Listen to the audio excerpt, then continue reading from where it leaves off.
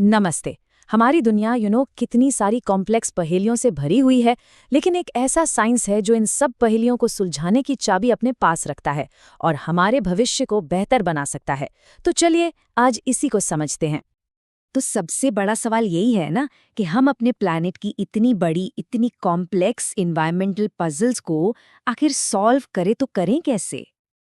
इसके लिए हमें एक ऐसे साइंस की जरूरत है जो सिर्फ पजल के एक टुकड़े पर फोकस ना करे, बल्कि पूरी की पूरी बड़ी पिक्चर को एक साथ देख सके। और जानते हैं वो साइंस कौन सा है?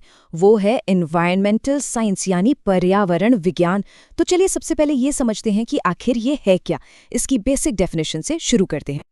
तो देखिए, एनवायरमेंटल साइंस एक इंटरडिसिप्लिनरी फील्ड है।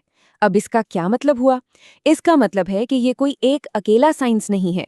ये फिजिक्स, बायोलॉजी, इंफॉर्मेशन साइंसेस, इन जैसे कई अलग अलग विज्ञानों को एक साथ लाता है। और इसका मकसद डबल है। एक, हमारे एनवायरनमेंट को ठीक से समझना, और दूसरा, जो सबसे जरूरी है, उसकी प्रॉब्लम्स का पक्का सल्यूशन खोजना।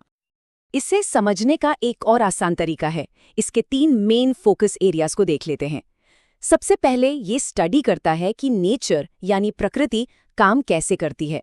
दूसरा, ये समझता है कि हम इंसान अपने कामों से उसे कैसे अफेक्ट कर रहे हैं। और तीसरा और सबसे जरूरी, ये उन असर को कम करने के लिए स्ट्रैटेजीज बनाता है। तो ये जो इंटरडिसिप्लिनरी अप्रोच है, ये काम कैसे करता है? सोचिए, ये साइंसेस की एक ऑल स्टार टीम की तरह है। एक सुपर हीरो टीम, जहां हर एक्सपर्ट अपनी स्पेशल पावर के साथ आता है। क्योंकि जैसा मैंने कहा, ये कोई एक अकेला साइंस नहीं है।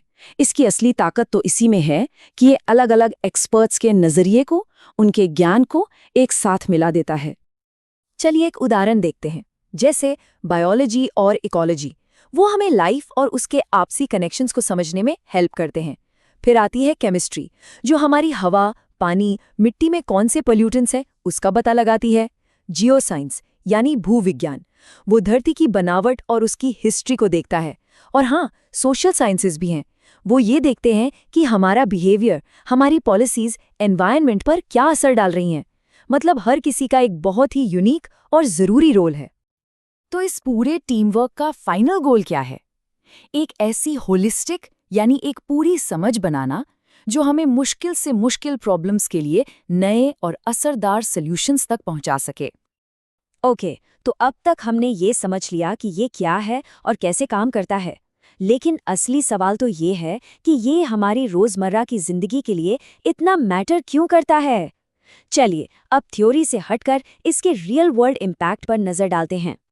सबसे पहली और बेसिक चीज साफ हवा और पानी। ये फील्ड पोल्यूशन को पहचानने और कंट्रोल करने में मदद करता है, ताकि हमें ये जरूरी रिसोर्सेज मिल सकें। फिर बात आती है एक स्टेबल क्लाइमेट की। यही साइंस हमें क्लाइमेट चेंज के कारणों और उसके असर को समझने में हेल्प करता है।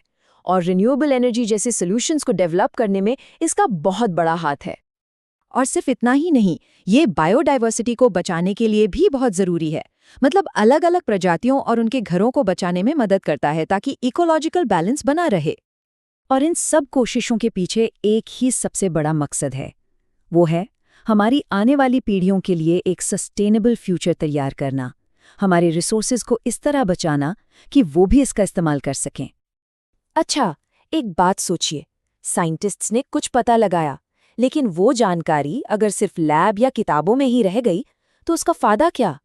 असली बदलाव तो तब आता है जब ये नॉलेज हम सब तक पहुंचती है। और यहीं पर खेल में आती है पब्लिक अवेयरनेस की पावर।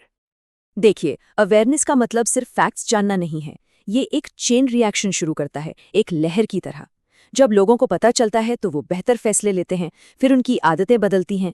जैसे रिसाइकलिंग करना एक नॉर्मल बात बन जाती है। जब ज्यादा लोग जागरूक होते हैं तो सरकार पर प्रेशर बनता है और बेहतर कानून आते हैं। और आखिर में कम्युनिटीज साथ मिलकर लोकल लेवल पर प्रॉब्लम्स को सॉल्व करती हैं। और अगर कोई सोचे कि क्या ये सच में काम करता है, तो जवाब है बिल्कुल करता है। सोचिए अर्थ आवर के बारे में, एक ग्लोबल इवेंट जिसने क्लाइमेट चेंज पर सबका ध्यान खींचा। या फ्राइडेज फॉर फ्यूचर के बारे में सोचिए, वो यूथ मूवमेंट जो सरकारों से एक्शन की डिमांड कर रहा है। और समुद्र में प्लास्टिक वाली डॉक्यूमेंट्रीज, उन्होंने तो लाखों करोड़ों लोगों की आंखें खोल दी। लेकिन रुकिए, एनवायरमेंटल साइंस सिर्फ डेटा, फैक्ट्स और सॉल्यूशंस के बारे में नहीं है।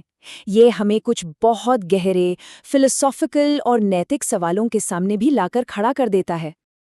और शायद उनमें से सबसे बड़ा सवाल ये है कि इस नेचर की, इस प्रकृति की असली कीमत क्या है, उसकी असल वैल्यू क्या है। और इसी एक सवाल से एनवायरनमेंट को देखने के कई अलग अलग नज़रिए पैदा होते हैं। मोटे तौर पर देखें तो वैल्यू को देखने के दो मेन तरीके हैं। एक है इंट्रिंसिक वैल्यू, यानी आंतरिक मूल्य। इसका सीधा सा मतलब है कि नेचर की वैल्यू है क्योंकि वो है, बस उसके होने में ही उसकी वैल्यू है। दूसरा है इंस्ट्रूमेंटल वैल्यू, यानी साधक मूल्य। ये कहता है कि नेचर की वैल्यू इस बात से है कि वो इंसानों के कितने काम आती है, जैसे रिसोर्सेज, खूबसूरती, इन सब चीज़ों के लिए। और ये दो अलग अलग नज़रिए, दो बिल्कुल अलग वर्ल्ड व्यूज को जन्म देते हैं। पहला है एंथ्रोपोसेंट्रिज्म, यानी मानव केंद्रित। इसमें इंसानी ज़रूरतें और फायदे सबसे बड़ी प्रायोरिटी होते हैं। और दूसरा है इकोसेंट्रिज्म, यानी पारिस्थितिकी केंद्रित। इसमें पूरे इकोसिस्टम की सेहत को प्रायोरिटी दी जाती है। और ये तो साफ है कि इन दोनों सोच से जो फैसले लिए जाएंगे वो जमीन आसमान के फर्क वाले होंगे। इसी बारे में एक महान कंजर्वेशनिस्ट थे, एल्डो लियोपोल्ड। उनका लैंड एथिक का कॉन्सेप्ट बहुत पावरफुल है। उन्होंने कहा था, हम जमीन का गलत इस्तेमाल इसलिए करते हैं क्योंकि हम उसे अपनी प्रॉपर्टी समझते हैं। लेकिन जिस दिन हम जमीन को एक कम्युनिटी की तरह देखेंगे, जिसका हम खुद एक हिस्सा हैं, उस दिन हम शायद उसे प्यार और सम्मान के साथ इस्तेमाल करना शुरू कर देंगे। कितनी गहरी बात है। तो ये सब बातें हमें कहाँ ले जाती हैं?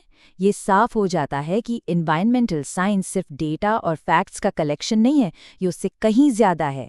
ये एक गाइड है, एक रोड मैप है, जो हमें जिम्मेदार बनने का रास्ता दिखाता है।